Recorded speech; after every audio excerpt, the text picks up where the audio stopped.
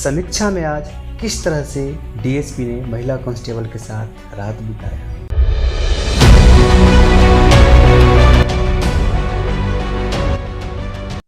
The fire समीक्षा में चंदन कुमार चमन का अभिनंदन स्वीकार करें। दरअसल एक एसपी ने एक दरोगा और एक सिपाही को ड्यूटी लगाई हुई थी कि तुम्हें डीएसपी के साथ रहना है, बिल्कुल साये की तरह। और जैसा उन्हें आदेश मिला था वैसा ही ये डीएसपी के साथ साये की तरह लग जाते हैं।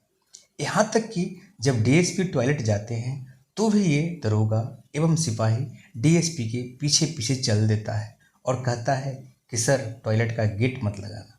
दरअसल ये डीएसपी साहब हैं, लगातार सोशल मीडिया पर वायरल हो रहे थे। इनकी खबर अखबार में छप रही थी, इसलिए इनकी निगरानी की जा रही थी कि कहीं कुछ गलत कदम ना उठा लें। इसलिए एक सिपाही और एक दरोगा की ड्यूटी लगा दी गई थी। दरअसल आज की कहानी जो डीएसपी साहब का सुनाने जा रहा हूँ, इस कहानी को सुनने के बाद आपको डीएसपी साहब पर तरस भी आएगा, साथ ही साथ हंसी भी आएगी। दरअसल ये एक ऐसे चक्कर में फंस जाते हैं जिसकी ना तो उन्होंने कल्पना की थी और ना ही उनकी जांच करने वाला टीम कल्पना की थी। आदाब, नमस्कार, सत श्री अकाल। मैं चंदन कुमार चमन। आज की जो सच्ची घटना मैं आपको सुनाने जा रहा हूँ, ये सच्ची घटना उत्तर प्रदेश का एक ज़िला है उन्नाव। दरअसल ये उन्नाव की एक सच्ची घटना है।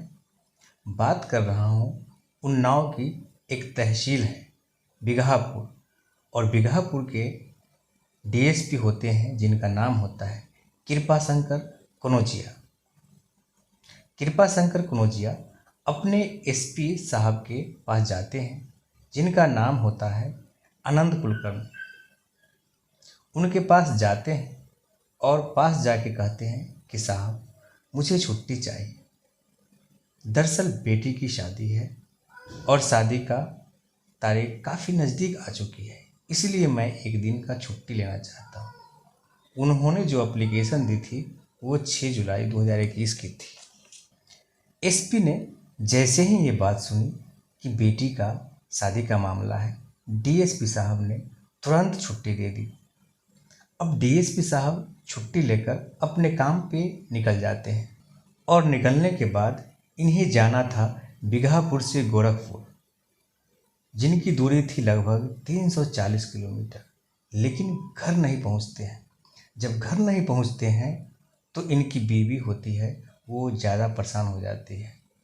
परेशान हो जाने के बाद वो फ़ोन करती है तो उनका नंबर बंद था। जो सरकारी नंबर मिला होता है उस पर कॉल करती है तो ये भी नंबर बंद था। जो दूसरे साथी रहते हैं उनको ही फ़ोन करती है तो उनका कहना है कि हमारा उनसे कोई संपर्क नहीं है। अब इनकी बीवी लगातार परेशान हो जाती है। जिस के संपर्क में वो रहते थे उन सब को फ़ोन कर देती है, लेकिन कोई पता नहीं चलता। तभी एक अधिकारी कहता है कि मैडम आपको एसपी साहब से बात कर लेनी चाहिए और एसपी साहब को बताइए कि आखिरकार क्या बात है। क्योंकि अब कहीं ना कहीं डीएसपी साहब की मोहतरमा थी, यानी कि बीवी थी, उनको भी डर लगने लगा था कि कहीं ऐसा ना हो कि उनके साथ कोई अनहोनी घटना हो गई और जब तक पुलिस जांच करेगी तब तक हो सकता है देर न हो जाए। इसलिए उन्होंने तुरंत ही फ़ोन लगाया उन्नाव के एसपी साहब आनंद कुलकर्णी को और रोते हुए एक बात कही कि एसपी साहब, मेरे पति छुट्टी लेकर घर तो निकले थे लेकिन उनका कोई पता नहीं चल रहा है। मैंने उनके पर्सनल नंबर पे फ़ोन किया, उनके 1-2 नंबर हैं उन पे भी फ़ोन किया, साथ ही उनके सरकारी नंबर पे भी फ़ोन किया, लेकिन बातचीत नहीं हो पा रही है। उनको पता करने की कृपया कोशिश कीजिए। ऐसा ना हो कि उनके साथ कोई हादसा हो जाए, कुछ गड़बड़ी हो जाए। एसपी साहब जैसे ही ये बात सुनी उन्हें लगता है कि वाकई में ये अधिकारी कहीं खतरे में तो नहीं है। तुरंत ही वो अपने सर्विलांस टीम को आदेश दिया और कहा संपर्क करने, बातचीत करने की कोशिश करो, जितनी जल्दी हो सके मुझे तुरंत बताने की कोशिश करना। जैसे ही सर्विलांस टीम को ये बात मिलती है सुनने के लिए, सर्विलांस टीम ने एसपी साहब के आदेश को सर माथे पर लिया और उसके बाद अपना काम शुरू कर दिया। काम करना जब शुरू किया तब इनके नंबर को लोकेशन पे लगाई जाती है, इनकी सीडीआर दिखने की कोशिश की जाती है, लेकिन सीडीआर निकलने में तो वक्त लगता है। लेकिन आखिरकार इनका लोकेशन आ जाती है और लोकेशन आती है कानपुर का एक गंगा पार इलाका है, माल रोड। माल रोड के पास इनका आखिरी लोकेशन पाया जाता है। अगर बात करें बीघापुर से इस लोकेशन का तो लगभग 44 किलोमीटर की है, जो कि 1 घंटे का भी रास्ता नहीं है। एसपी साहब का आदेश था, इसलिए पुलिस वाले ढिलाई भी नहीं कर सकते थे, इसलिए सीधा उस जगह पे पहुंच जाते हैं, माल रोड। और माल रोड जाने के बाद उस जगह की तलाश करते हैं कि आखिरकार आखिरी लोकेशन कहाँ पर थी। तो आखिरी लोकेशन होता है एक होटल जिसका नाम होता है मंदाकिनी।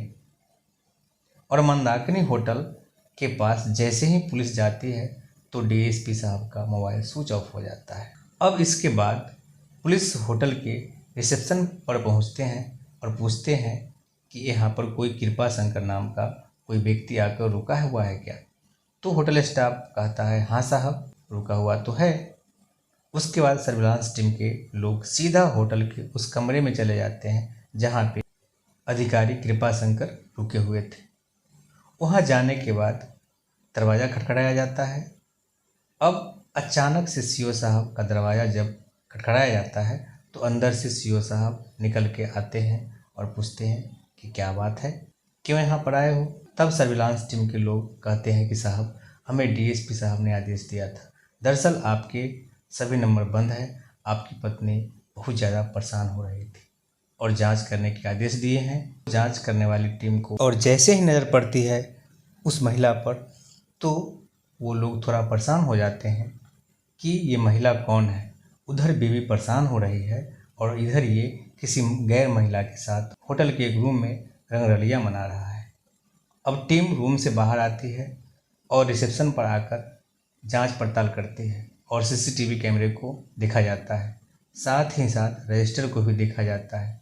जब रजिस्टर को देखा जाता है तो एक नाम सामने आता है, जिसके बाद इस टीम की आंखें खुली रह जाती है कि ये महिला यहाँ होटल में डीएसपी के साथ कर क्या रही है। दरअसल बीघापुर तहसील का ही एक थाना होता है, उसी थाने में तैनात एक महिला सिपाही होती है जो देखने में अच्छी खासी खूबसूरत होती है और ये महिला सिपाही सीसीटीवी कैमरे में कैद हो जाती है। 3:48 6 जुलाई 2021 की तारीख होती है। उन्होंने उतना ही फुटेज सीसीटीवी कैमरे में से निकलवाते हैं और निकलवाने के बाद अपने मोबाइल में अपलोड कर लेते हैं और अपलोड करने के बाद एसपी साहब के ये वीडियो सेंड कर देते हैं। जैसे ही एसपी साहब ये वीडियो क्लिप देखते हैं तो ये थोड़ा परेशान हो जाते हैं कि छुट्टी लिए थे बेटी की शादी की तैयारी करने के लिए और ये मना रहा है रंगरलिया, वो भी एक महिला कांस्टेबल के साथ। इससे भी ज़्यादा हैरान करने वाली बात थी कि जब सर्विलांस टीम रूम के अंदर जाती है और पता करते हैं कि ये कब जाने वाले थे तो पता चलता है कि अगला दिन 7 तारीख यानी कि 7 जुलाई को सुबह सुबह निकलने वाले थे। एक बात अधिकारियों को और ज़्यादा खराब लगती है कि डीएसपी साहब हो या महिला सिपाही हो, ये अपनी पहचान नहीं छुपाते हैं। हाँ, सीसीटीवी फुटेज में डीएसपी साहब अपने चेहरे पे मास्क लगाया हुआ था और जो महिला सिपाही होती है वो अपने चेहरे को सफ़ेद रंग के दुपट्टे से कवर किया हुआ था। ये वीडियो सोशल मीडिया पर वायरल हो जाती है और वायरल ये हो जाता है कि डीएसपी साहब अपने ही इलाके की थाने महिला सिपाही के साथ होटल में रंगरलिया मना रहे थे। अब धीरे धीरे ये मामला यूपी के लखनऊ तक पहुंच जाती है, यानी कि उत्तर प्रदेश की राजधानी लखनऊ में। जब ये मामला लखनऊ के डीजीपी कार्यालय तक पहुंच जाता है तो फिर क्या, अब डीजीपी का आदेश होता है कि इस मामला का जांच पड़ताल करिए और इनके खिलाफ जो भी कार्रवाई हो वो होनी चाहिए। जांच पड़ताल होने के बाद इसमें सत्यता पाई जाती है और गृह विभाग के द्वारा इनको निलंबित कर दिया जाता है। उधर महिला सिपाही अगले दिन अपने कार्यालय जाती है और कार्यालय पहुंचने के बाद उन्हें लगता है कि शायद ये मामला बहुत ज़्यादा वायरल हो रहा है, तो शर्म के मारे वो अपने एसएचओ के पास जाती है और कहती है कि मुझे 3 दिनों का छुट्टी दे दीजिए, मैं अपने घर जाना चाहती हूँ। यानी कि अब जब बदनामी ज़्यादा होने लगी तो वो मुंह छिपाने के लिए घर में रहना चाहती है। उधर डीएसपी साहब जो हैं, उनकी भी लगातार बदनामी हो रही थी, वो बहुत ज़्यादा परेशान होने लगे थे। ऐसी स्थिति में एसपी साहब को लगता था कि कहीं ये कोई गलत कदम ना उठा ले, इसलिए एक सिपाही और एक दरोगा को सुरक्षा के लिए मुस्तैद कर दिया गया था और कह दिया गया था कि डीएसपी साहब जहाँ जहाँ जाए वहाँ वहाँ उनका साथ रहना, ऐसा ना हो कि कोई चूक हो जाए और हमारे हाथ से एक डीएसपी निकल जाए।